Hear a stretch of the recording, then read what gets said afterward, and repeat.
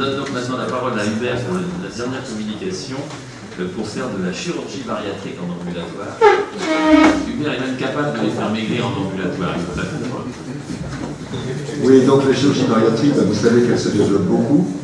C'est une chirurgie qui est une chirurgie régulée, qui est donc fréquemment répétée puisqu'on a beaucoup de demandes, mais qui expose à des complications comme toute chirurgie, mais il faut éventuellement, dans ce cas-là, être réactif. Voilà. Alors en fait, on fait de l'ambulatoire en chirurgie bariatrique depuis maintenant plus de 10 ans, mais il s'agissait en fait, à l'époque, de mise en place d'anneaux, d'ablation d'anneaux, de gestes sur des boîtiers, de reconnexion de cathéters. Ce n'étaient pas des gestes où on faisait des sutures digestives. Et puis depuis janvier 2017, nous avons décidé d'envisager toutes les opérations bariatriques en chirurgie ambulatoire. Et nous avons eu, pour arriver à ce résultat, enfin à ce projet, un parcours très classique. Nous n'avons jamais mis de sonde gastrique, nous n'avons jamais mis de sonde urinaire. Nous avons mis d'abord 2 gros drains thoraciques pour drainer la sclérose gastro-jejunale, puis nous n'en avons mis plus qu'un. Puis nous avons mis un redon, et puis nous n'avons plus mis de drain. Nous nous sommes beaucoup attachés au contrôle de l'hémostase, et en particulier à la stabilité hémodynamique. Nous avons eu des problèmes hémorragiques pour des patients qui étaient en basse tension péropératoire et qui se retrouvaient à passer de 7 à 18 de tension en salle de réveil pour des réveils qui étaient mal maîtrisés. Et nous avons repris assez souvent, pendant une période, des patients le soir même pour les saignements, alors que le champ opératoire paraissait sous le péritoine parfaitement sec. Et donc nous sommes très vigilants sur le contrôle de l'hémostase, en particulier, quelle que soit la zone opératoire, le lit de lymphe en particulier. Bien sûr, la maîtrise de la douleur, les anesthésistes nous ont fait faire d'énormes progrès de ce point de vue, mais nous ne recourons ni aux instillations, ni aux infiltrations des incisions, parce que pour avoir, depuis un certain temps, bien étudié la question, les méta-analyses montrent que l'intérêt est très très minime, pour ne pas dire nul en matière d'estimation. Et donc nous ne faisons pas d'infiltration qui ne sont pas elles-mêmes déduées de risques et pour lesquelles on ne sait pas en plus s'il faut les faire au début ou à la fin. La maîtrise des nausées et vomissements, nous avons appris ça avec les cholécystectomies en ambulatoire. Et nous essayons de progresser en permanence, c'est-à-dire qu'on s'interroge, par exemple, si on doit mettre 8 mg de dexaméthasone ou plutôt 12 chez les patients obèses. J'avais été assez intéressé par le fait que si on augmentait les corticoïdes, on aurait une meilleure prévention, mais qu'on risquait d'avoir des malades le soir comme des lapins chez eux, donc qu'il ne fallait pas trop pousser dans cette direction. Mais là encore, je pense que nous avons des marges de progression. Et puis, nous avons vu durée l'hospitalisation, avec tous ces éléments, se réduire progressivement. J5, puis J4, puis J3, puis J2. Nous avons laissé sortir les malades le lendemain. Le problème que ça pose, c'est qu'il faut maîtriser le suivi en vie. Alors, ça fait des années que tous nos patients ont le téléphone portable du chirurgien. Mais il n'empêche que nous voulons avoir un retour de ce qui se passe en ville. Et donc, il fallait trouver un système où les patients étaient surveillés et où on ait des retours pour prendre des décisions en cas de déviation du parcours prévu. Et nous avons fait un partenariat avec une société d'infirmières libérales qui trouve des infirmières libérales dans toute la France. C'est la société Elivi, ancienne Générale de Santé Ville. Et donc, ils font en fait depuis des années du suivi d'insuffisance respiratoire à domicile, ils font de la cancérologie, de la chimiothérapie à domicile. Ce sont des métiers que nous ne connaissions pas, mais qui existent, qui sont diffusés partout et qui sont parfaitement bien implantés. Et donc, cette société, c'est une infirmière coordinatrice qui va trouver une infirmière libérale à proximité du domicile du patient, qui va prévenir le patient en lui disant comment ça va se passer. Et le patient a un parcours classique et a chez lui le soir une infirmière libérale qui va prendre les constantes, qui va lui faire les antalgiques et qui va transmettre les constantes au chirurgien. Cette même infirmière revient le matin à J1, reprend les constantes, fait une perfusion lente d'occupant, fait une prise de sang, le chirurgien appelle à J1 en fin de matinée et l'infirmière revient le soir pour renvoyer encore les constantes au chirurgien. Et puis ensuite, elle continue à suivre le malade en faisant des injections sous-cutanées de protection anti-thromboprophylaxie. Alors voilà ce que ça donne.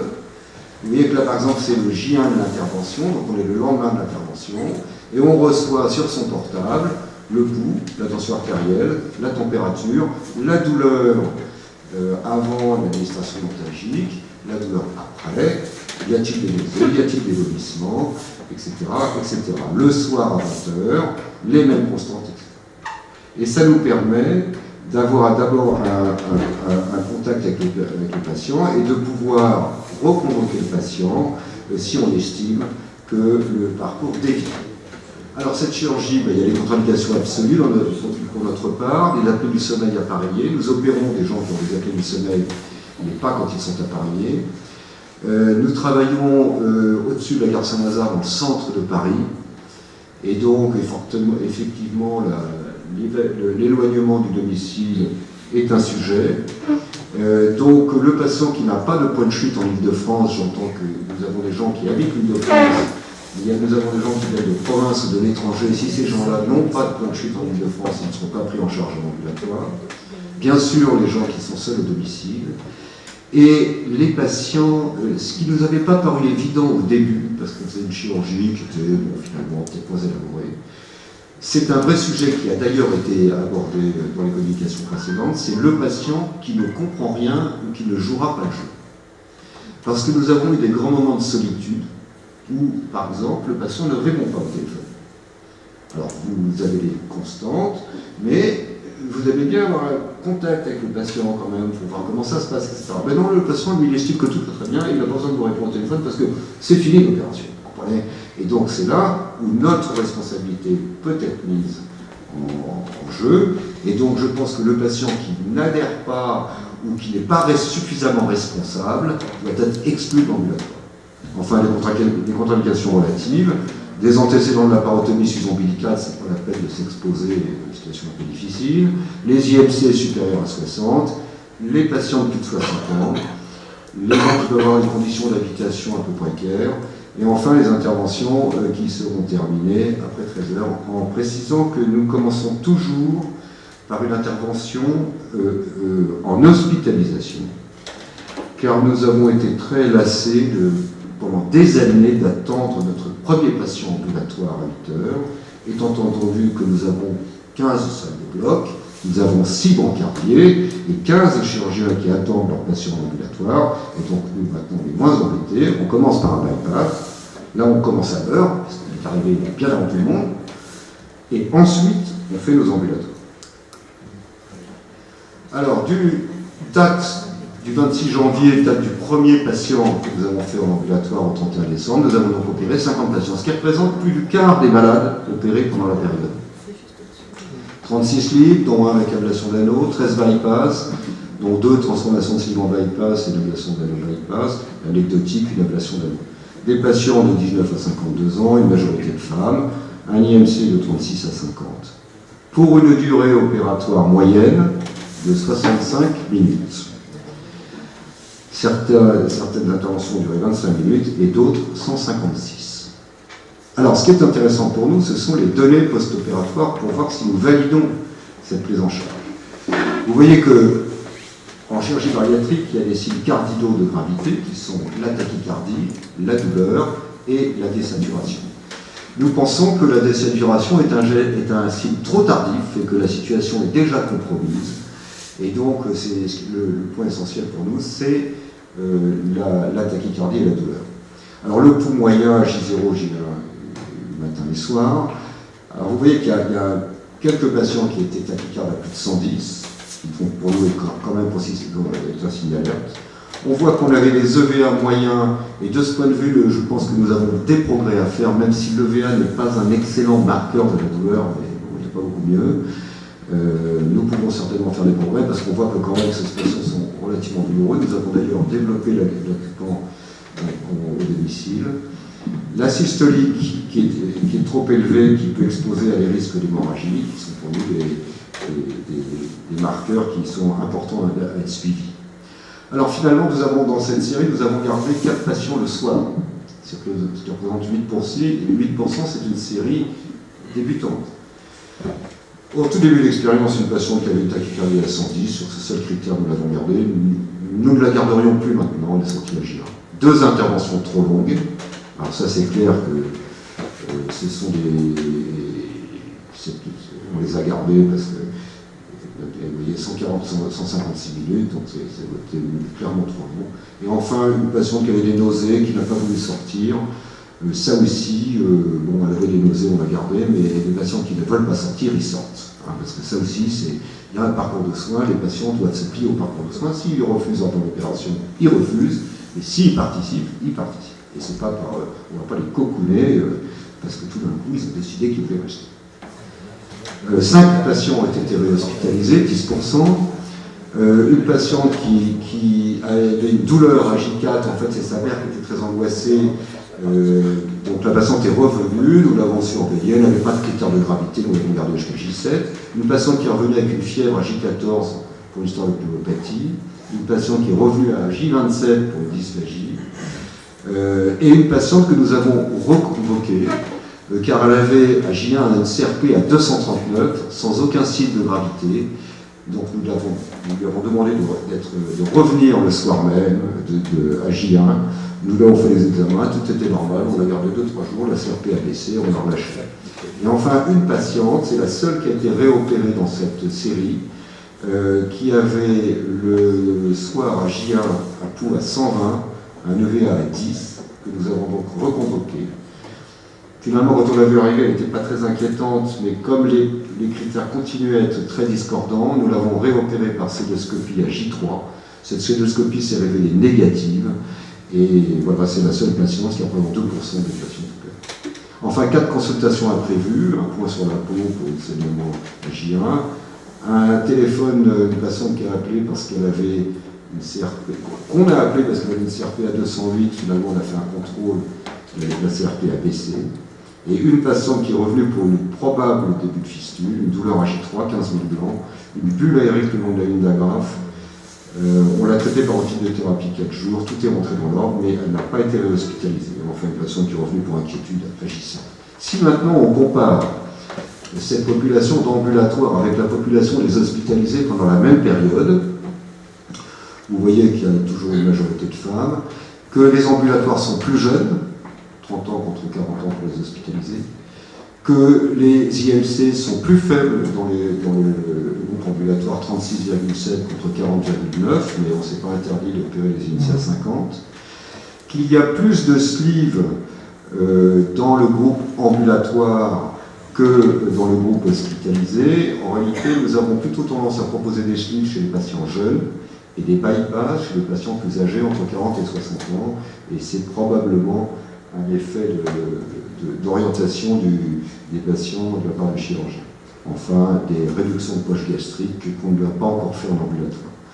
Vous voyez que la durée opératoire en fait, entre les deux groupes est assez similaire finalement, quasiment identique, mais que les ambulatoires ont clairement moins mal sur les critères OVA qu'on a considérés, que les hospitalisés ont clairement moins mal sur les critères OVA qu'on a considérés.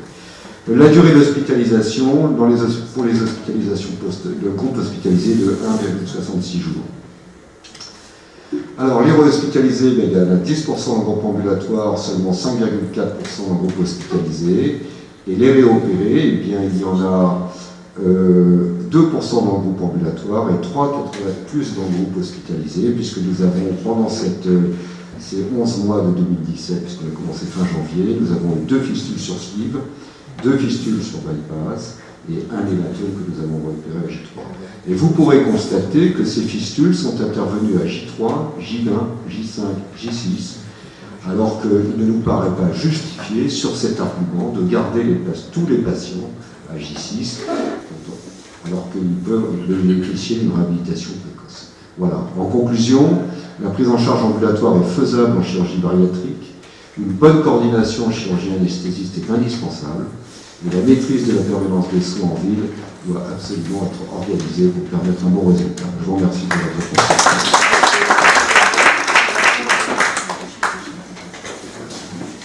Des questions à René, oui.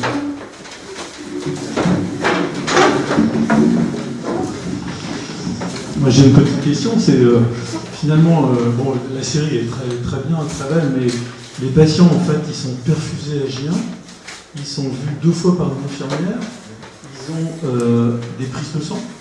Est-ce que ça s'appelle pas plutôt de l'HAD que de l'ambulatoire? Je ne suis pas rentré dans le détail parce que ne va pas être trop long. En réalité, ils ne sont pas perfusés, ils sortent avec un caté-bouchon. Mais ça c'est plus de l'ambulatoire. Mais je m'en fous, moi, de ça. Tu t'appelles ça comme tu veux. Mais ils retrouvent une autonomie précocement chez eux, etc.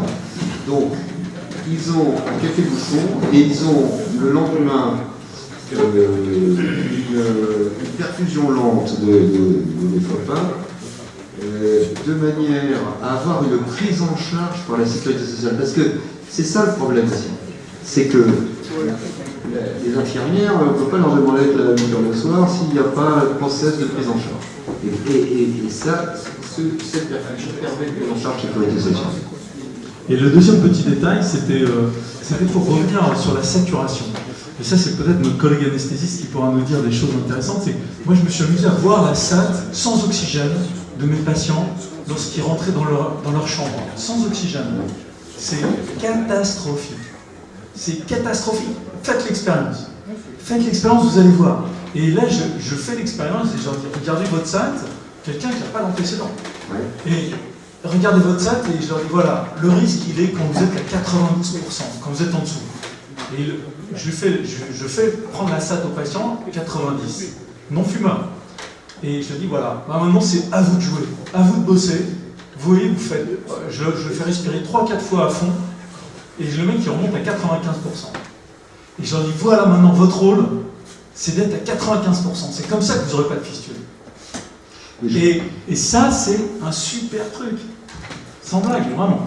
Alors, je ne vais pas préciser, mais tous les malades ont une séance de kiné en post-opératoire l'après-midi. Est-ce que Laurent Dutra voulait faire un commentaire sur la salle?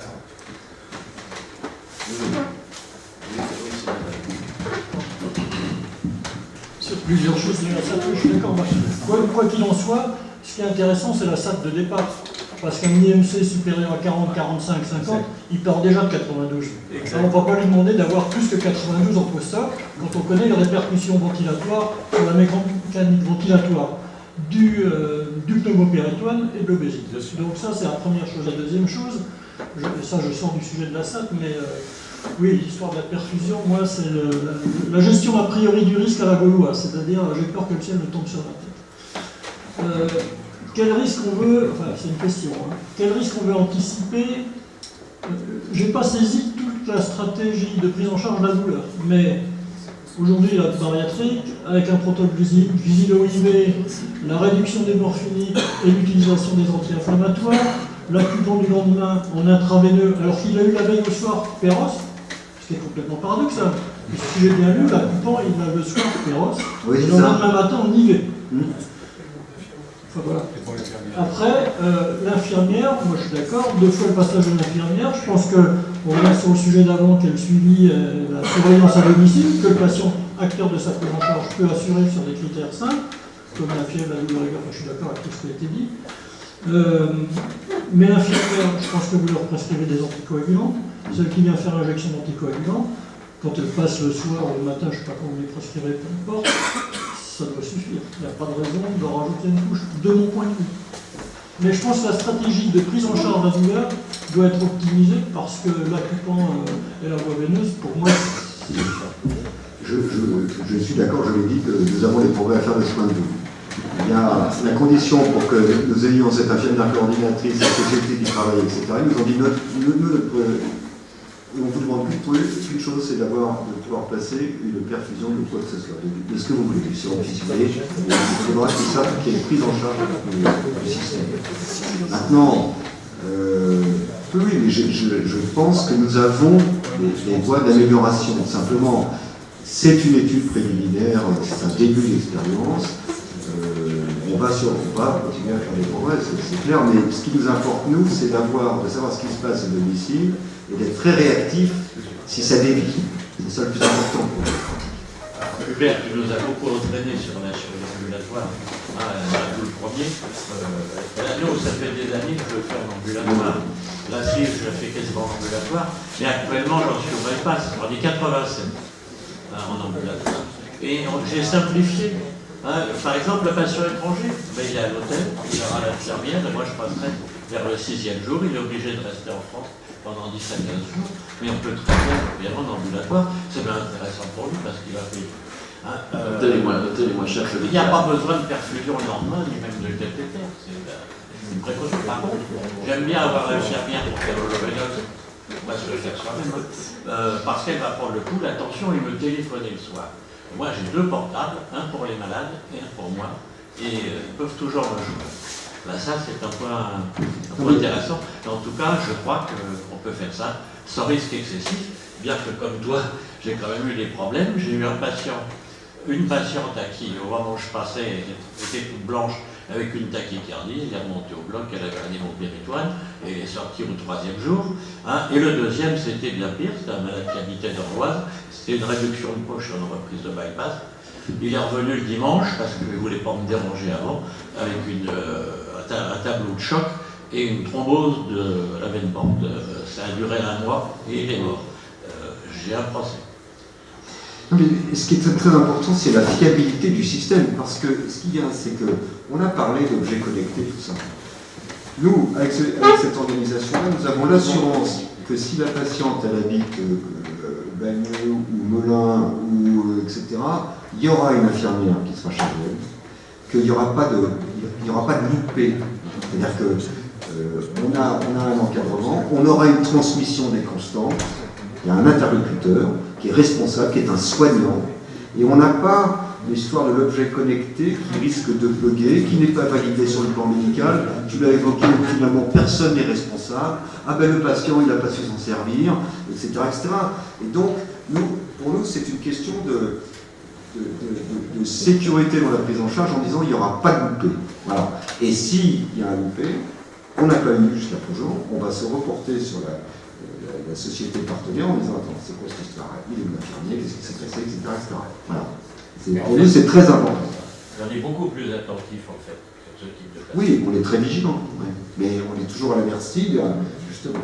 Écoutez, oui, il y a peut-être une dernière question et après on arrête. Une dernière question là-bas à droite.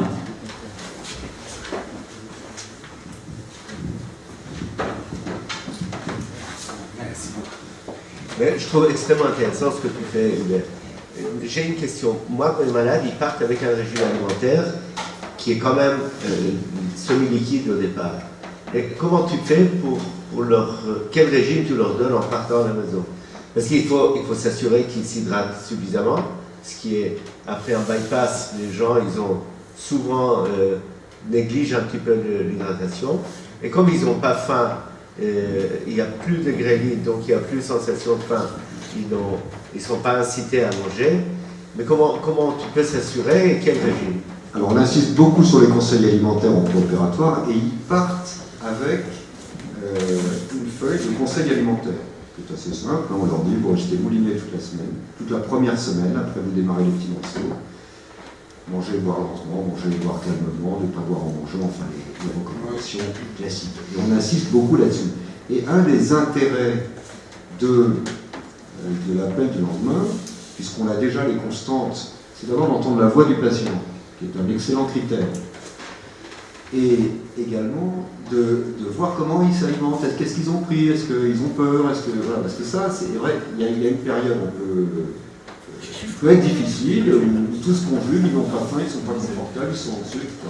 Donc ça, on est effectivement très vigilant là-dessus. Et on est d'ailleurs vigilant sur les prises de sang, parce qu'il peut y avoir un peu d'émoconcentration, parce qu'ils sont secs.